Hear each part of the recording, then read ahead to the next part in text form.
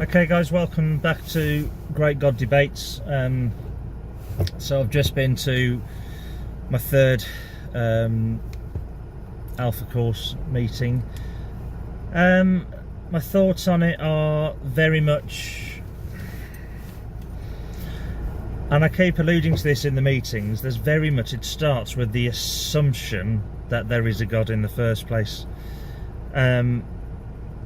And it's sort of understandable in a way, but I sort of figure if it's an Alpha course and the Alpha suggests that you should go back right to the roots of something, and therefore tackle these root issues, whereas it seems to just be assumes that a God exists in the first place and therefore everything else can follow.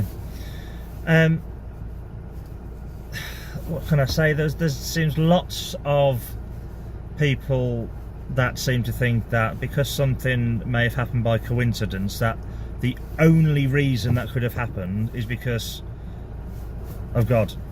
It must be because of God, because I cannot think of another reason that might be, therefore it's God. And I just can't accept that. That is a classic argument from ignorance, okay? And if I've explained this before, hopefully I have.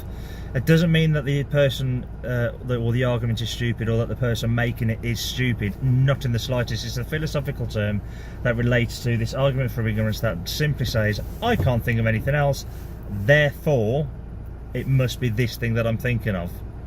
Well, that just seems to be that, you know, if you don't know the answer, you don't have to make something up. I know people don't think they're making something up, but if you don't know any other reason, then it's honest to say I don't know. You don't have to say it must be because of God, or I could not have done this in my own strength.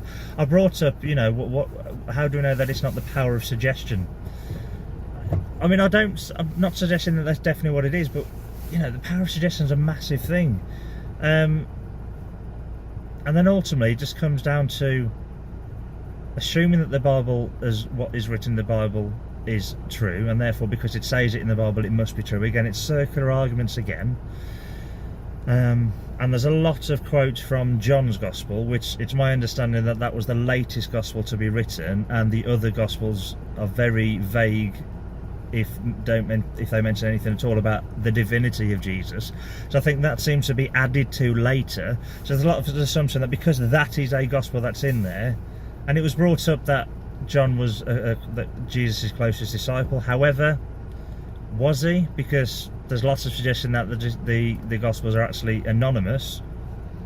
So because of when these things were written, we can't necessarily say that these were contemporaries of Jesus anyway. I'm still not convinced that Jesus exists in the first place. I mean, I could be wrong. I'm not a Jesus mythicist, as I've said before, but I still have no good reason to believe that Jesus existed, because the evidence that's provided is so weak, it's clutching at straws. It really, really is. And then other things that came down to really was Pascal's wager. I don't think I've mentioned this so far, but Pascal's wager, a guy called Blaise Pascal, just read up on it because I won't be able to give you the full extent of what he said, but it's a wager from this guy in history that basically said you might as well try your luck, just in case God does exist. When you die, you'd rather have believed in him than risk it all by not believing him. I could be convinced about that if the Christian God was the only God that had ever existed or ever been worshipped in history, but that's simply not the case. There are many, many, many gods that have been worshipped throughout history. So you cannot say believe in it just in case, because one, you're sort of admitting that your God's a bit of a pushover, because he's going to accept that, oh, you're only believing just in case. So really, even if they did exist, that's a pretty poor argument, unfortunately. But there are many gods to choose from. How do you know that that's the one that you must just so happen to believe in, just in case, so that you're not overthinking it, which is some of the things that have been said as well. But just in case it might be the right one, you might as well believe it. It's not good enough, because there are many others that may be true.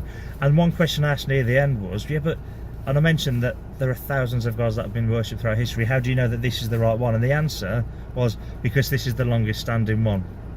No, it doesn't. It's not. It's because it's still people believe it now. Doesn't mean this is the God that's always been worshipped throughout history. Okay, if you look at the timeline of the Bible, that's been worked out. The very beginning seems to span no more than about 10,000 years or 6,000 years, 6 to 10,000 years. But we have evidence of ancient civilizations at least 60,000 years ago. So many religions were around prior to Judaism that it's not the oldest standing religion. Some of them may have died out, but that doesn't mean that Christianity is true because it hasn't yet died out. I'm not suggesting it ever will necessarily, but just because it hasn't yet doesn't mean to say that it's the oldest and the longest standing religion and therefore it's probably true. That doesn't make sense either. All of this seems to be wishful thinking.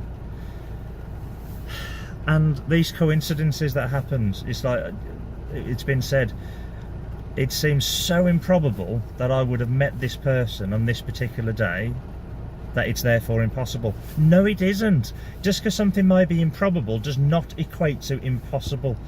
Things happen. The fact that there are billions of people on this planet, it's not surprising that coincidences will happen from time to time. It's not surprising, and it's not really that rare. It might seem rare to you as an individual, but overall it's not necessarily that rare. And the question that also came up, it was mainly about forgiveness. And you know, we can all agree that at time to time it's worth forgiving people and forgiving ourselves, because yeah, it sometimes destroys us inside if we don't forgive people. Maybe it's not always the best decision, but sometimes, or a lot of the time, it can be. But then there's a question of, well, what is sin? What do you think sin is? And my response is, it seems to be that sin is a made-up term. It's a made-up problem, which therefore has potentially a made-up solution. I don't know that that's the case or not, but it seems very much that that is the case. I think somebody's trying to get in there, sorry.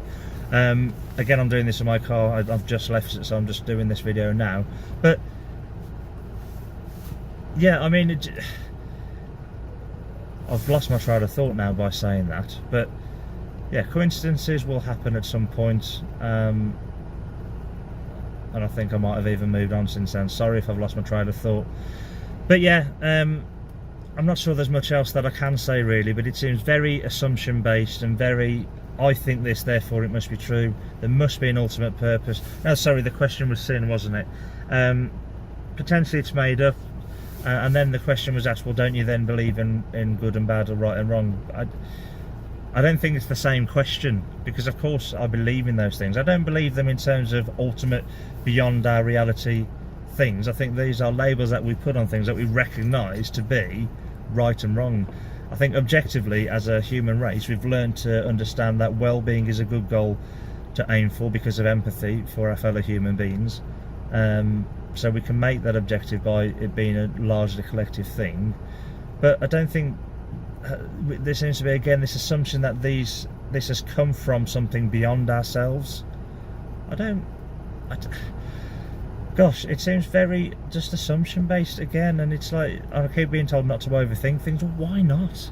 If this God supposedly does exist, then in theory they've given me a brain to use, and I'm going to use it. There's no reason I shouldn't use it. And then there was a suggestion which was interesting. I might need to look into this. That said, one of the guys said that science has now proved that the heart responds before the brain in certain situations, and he thought he'd link that to energy or the soul existing.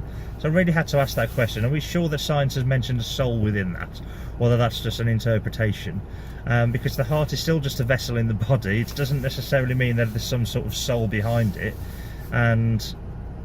And then it was a case of, well, it's the energy that we feel. Then it's like, well, if that's just another word for energy, then that still doesn't tell us anything about what's beyond what we see, beyond sort of natural, the natural order of things, the reality. Guys, I don't know, it's getting late, but I just thought I'd share with you my thoughts about this particular meeting. Maybe I'll go into more detail on other points, but for now, good night, see you later, bye.